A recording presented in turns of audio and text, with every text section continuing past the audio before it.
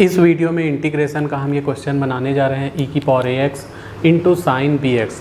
तो इस तरह के जितने भी क्वेश्चन आते हैं यहाँ या तो साइन रहेगा या कॉस रहेगा, ठीक। और e की पावर जो ax है ये bx भी हो सकता है, ठीक, cx भी हो सकता है या कोई नंबर भी हो सकता है, यहाँ भी ऐसा होता है सकता है। तो इस तरह के जितने भी क्वेश्चन हैं उसमें हम इंटू का फॉर्मूला लगाते हैं। देखो समाकलन में एक तो इंटू का फॉर्मूला होता नहीं है और होता है ये वाला, ठीक, जिसको बोलते हैं पार्ट्स ऑफ इंटीग्रेशन। मतलब कि कोई दो फंक्शन इंटू में है उनका इंटीग्रेशन। तो हर क्वेश्चन में तो ये फॉर्मूला लगता नहीं, कुछ स्पेशल क्वेश्चन में ही लगता है। जैसे इस क्वेश्चन में ये वाला फॉर्मूला लगेगा। तो सबसे पहले हम यहाँ क्या करते हैं, सॉल्व लिख लेते हैं और मान लेते हैं कि मान लेते हैं कि I इक्वल टू e की power ax into sine b x. अब यहाँ पर हम किसी को भी फर्स्ट फंक्शन ले सकते हैं, किसी को भी सेकंड फंक्शन ले सकते हैं। तो इसको चलो फर्स्ट फंक्शन ले लेते हैं, इसको सेकंड फंक्शन ले लेते हैं और ये वाले फॉर्मूले का यूज़ कर लेते हैं। तो इस फॉर्मूले का जब यूज़ करेंगे तो u इंटू वी का फॉर्मूला होता है u को छोड़ के v का इंटीग्रेशन माइनस u का डिफ्रेंसिएशन, v का इंटीग्रेशन और पूरे का इंटीग्रेशन।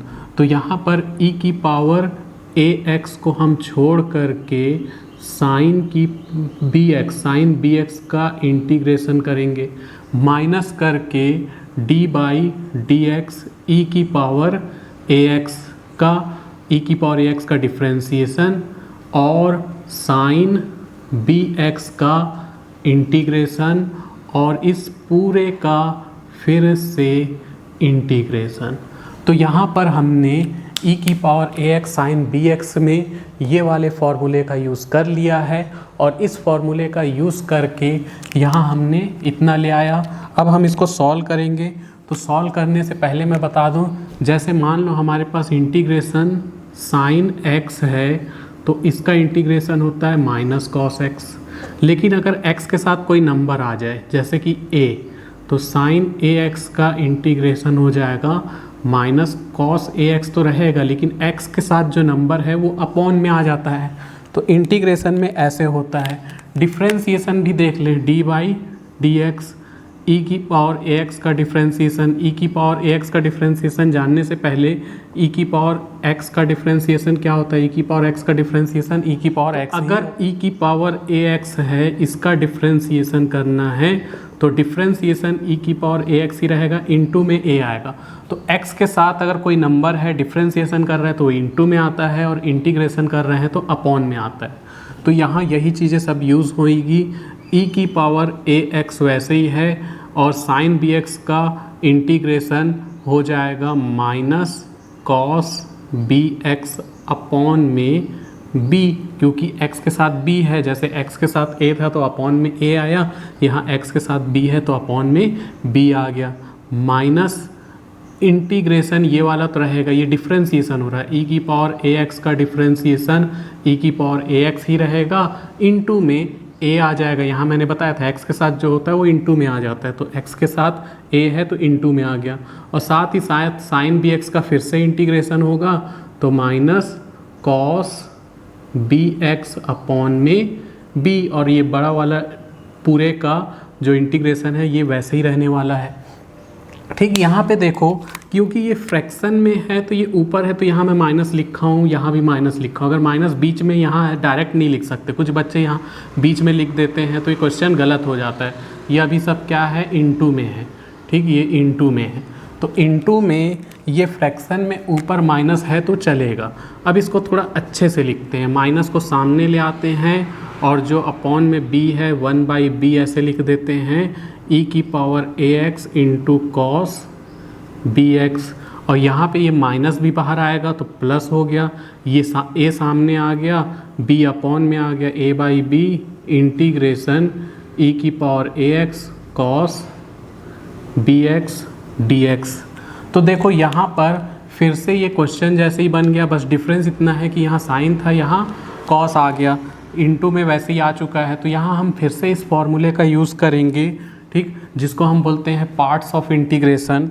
तो यहाँ हम इसको e की पावर ए एक्स को फर्स्ट फंक्शन ले लेते हैं और कॉस बी एक्स को सेकंड फंक्शन ले लेते हैं। फिर से हम ये पार्ट्स ऑफ इंटीग्रेशन वाला फॉर्मूला यहाँ यूज़ करेंगे। तो यहाँ मैं पहले लिख दूँ -1/b ई की power a x into cos b x, ये वैसे ही रहने वाला है, प्लस a/b, यहाँ ब्रैकेट लगा दो और ब्रैकेट के अंदर, ब्रैकेट इसलिए लगाया क्योंकि a प्लस बी था, इसके पार्ट्स होंगे तो दो पार्ट्स बनेंगे, तो ब्रैकेट होना बहुत ज़रूरी, कुछ बच्चे ब्रैकेट नहीं लगाते हैं।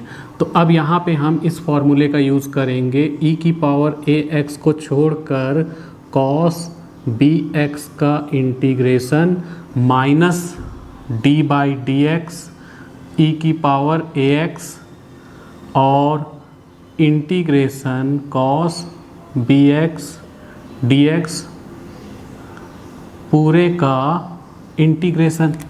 ठीक, यहाँ कुछ नहीं किए हैं, बस हम ये वाला फॉर्मूला फिर से यूज़ कर लिए। एक बार तो यूज़ कर ही चुके थे, दोबारा यूज़ कर लिए।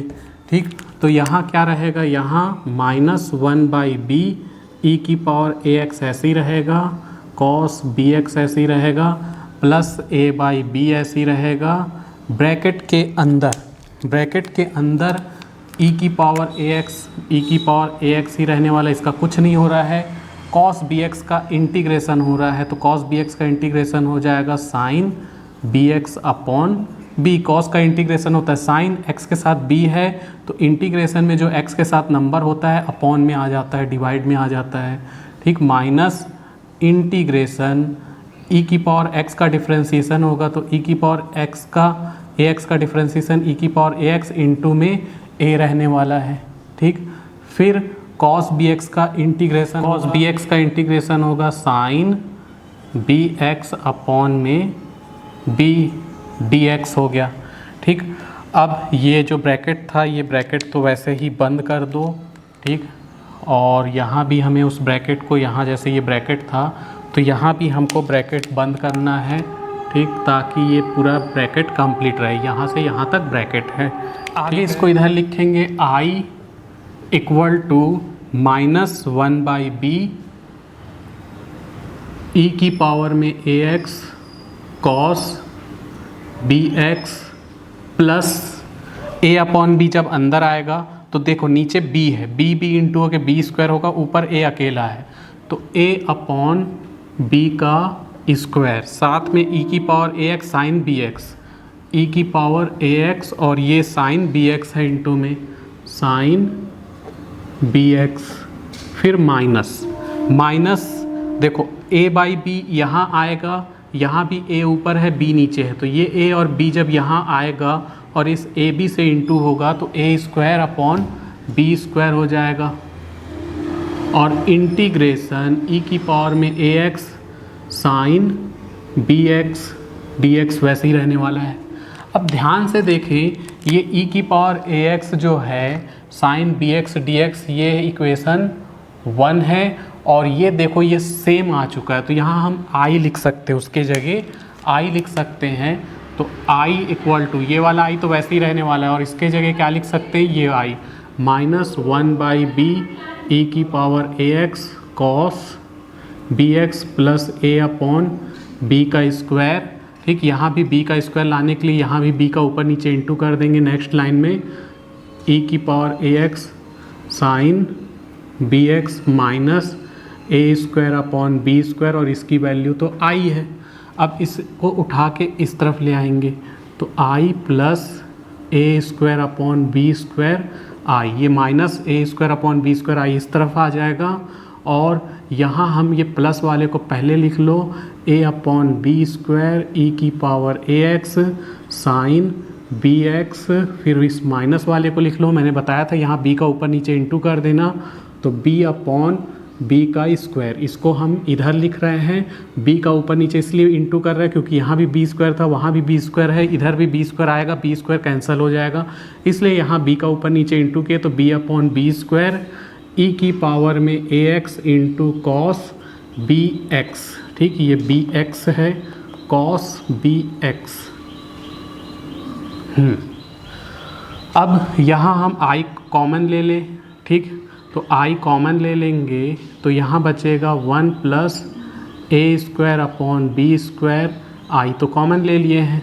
यहाँ पे हम बी स्क्वायर दोनों के अपॉन में है, ई की पावर ए एक्स दोनों में है, तो ई की power a x upon b square common ले लो तो बचेगा क्या, ई की पावर ए एक्स बाहर जा चुका है, ये ए बचेगा, a into sine b x minus ये बी बचेगा, b into cos b x.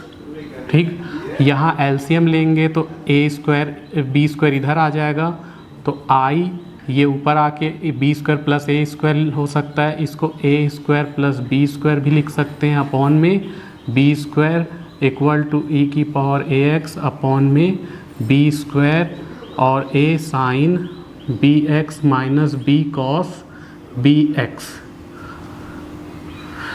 अब क्या होगा, ये अपॉन में बी स्क्वायर पूरे के इंटू में डिवाइड में है, ये भी बी स्क्वायर, ये दोनों कैंसिल हो जाएंगे और ए स्क्वायर प्लस बी स्क्वायर को उधर ट्रांसफ़र कर देते हैं, तो आई इक्वल टू हो जाएगा आई इक्वल टू ई की पावर ए एक्स अपॉन में a square plus b square bracket में a sine b x minus b cos b x.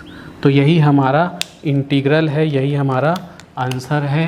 हमको क्वेश्चन में बोला गया था कि इसको इवैल्यूट करिए, तो इसको इवैल्यूट करके हमने इसका आंसर लिया है। This is solution.